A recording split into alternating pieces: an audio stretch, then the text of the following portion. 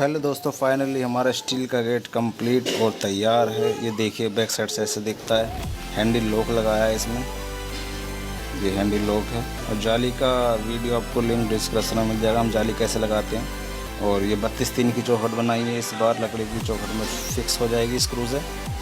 तो back side से ये पूरा इस तरीके का दिखता है गेट, ये देखिए।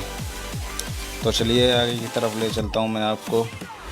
तो देखिए मतलब कितना सुंदर लग रहा है गेट, सिंपल भी है और आपका चमक देखिए विदाउट लेज़र कटिंग, और सुंदर कितना लग रहा है। आसानी रहती है काफ़ी सफाई वगैरह करने में, कोई दिक्कत नहीं आती।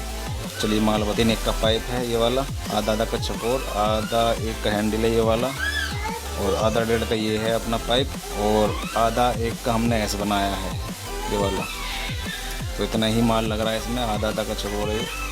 ओम भी लगाया हुआ है इस गेट में, सेम पाइप।